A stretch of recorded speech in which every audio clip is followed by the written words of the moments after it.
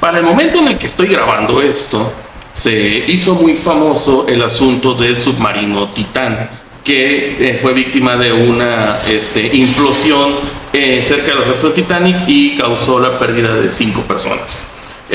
Y obviamente, como efecto colateral, la gente volvió a hablar de la plataforma Pay for Dolphin y el desastre de la descompresión explosiva que se llevó la vida de 4 buzos y un operario.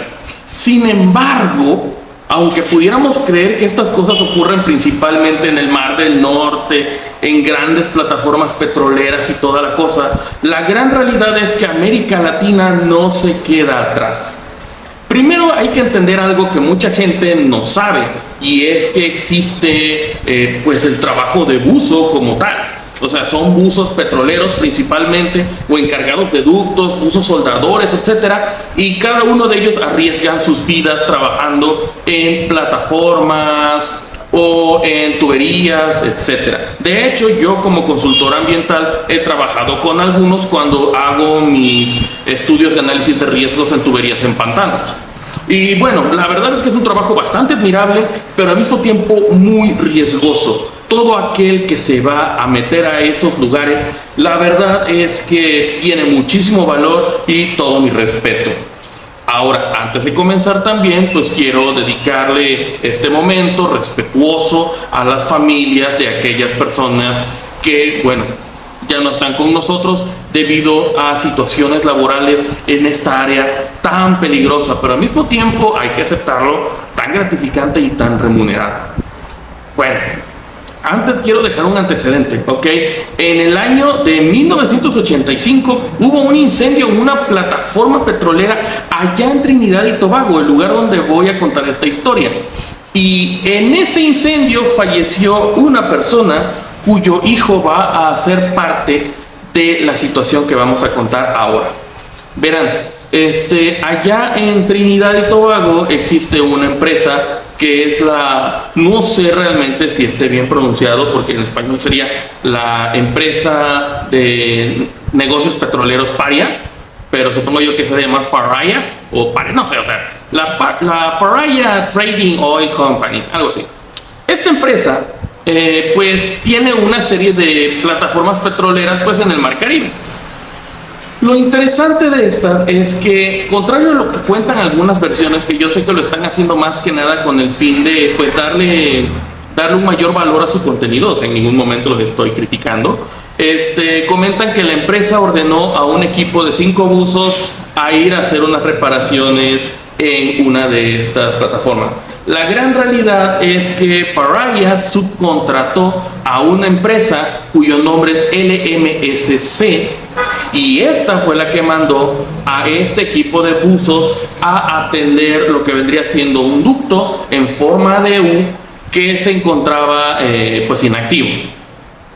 Aquí viene un detalle importante, y ese es que por las condiciones en las que estaban trabajando, estos buzos realmente no estaban bajo el agua. Estaban en una zona que se podría considerar seca, pero que estaba sometida a cierta presión para poder trabajar. Porque este mismo ducto también tenía una presión en su interior. Esto con varios fines. Entre otros, pues es garantizar lo que vendría siendo el transporte de lo que sea que fueran a transportar, valga la redundancia, que supongo yo era crudo, para que pudiese atravesar toda la luz del conducto sin ningún problema. Luz te refieres al interior del tubo.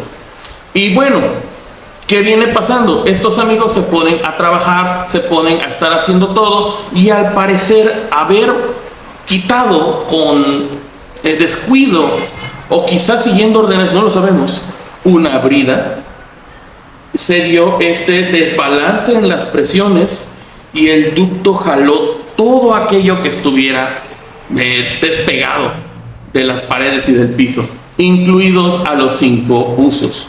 Uno de ellos, que desafortunadamente no logró salir, era hijo de una persona que tampoco logró salir del incendio de 1985.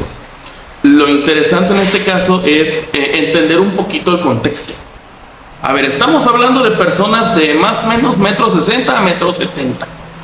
Este ducto tiene un diámetro de 36 pulgadas, que son algo así como 91, 92 centímetros, casi el metro. Eso quiere decir que entras muy apretado, no entras con todo.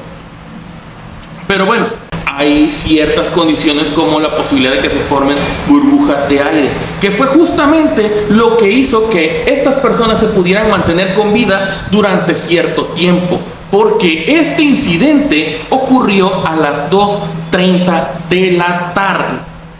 Y eso es muy importante a considerar. ¿Por qué? Porque estas personas están en pánico, en la total oscuridad, paralizados por el terror, en una posición extremadamente incómoda, y van a seguir allí atorados por horas.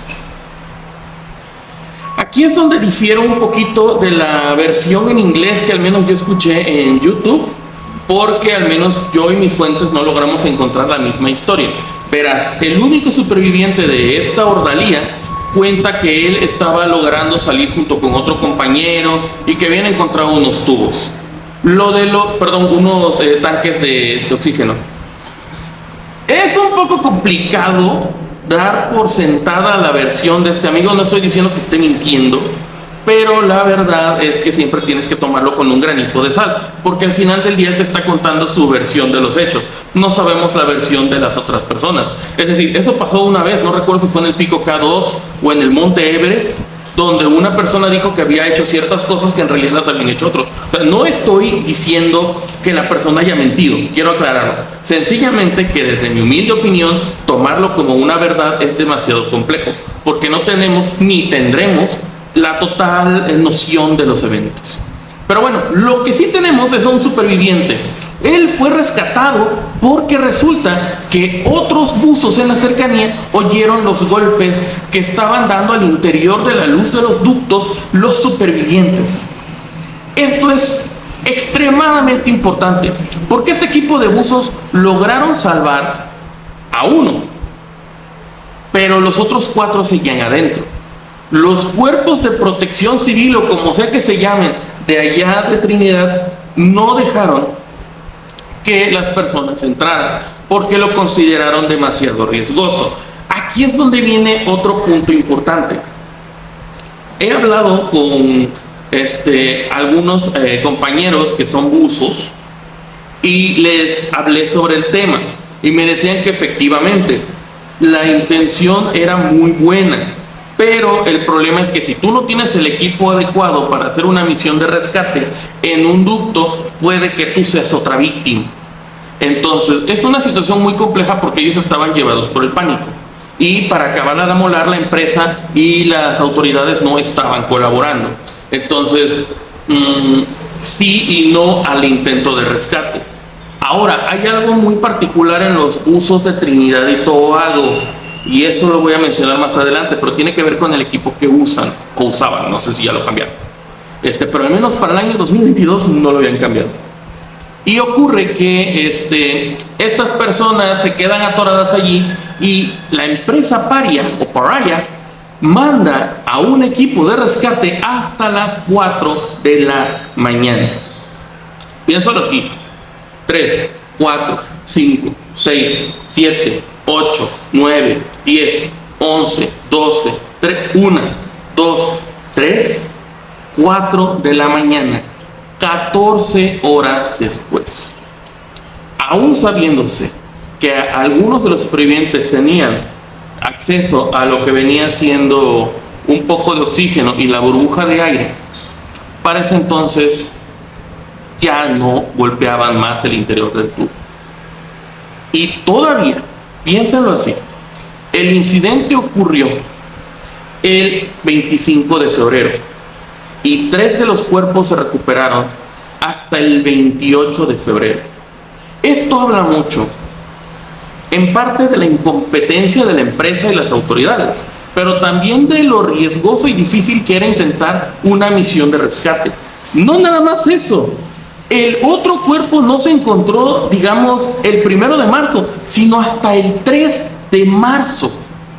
O sea, realmente fue una situación bastante horrible y bastante claustrofóbica. Solo imagina estar en los zapatos de estas personas, en un lugar oscuro, pequeño, apretado, incómodo, con solamente acceso a una burbujita de aire y quizás un poco del oxígeno de un tanque cercano, y saber que por más que gritas y luchas, nadie va a ir por ti.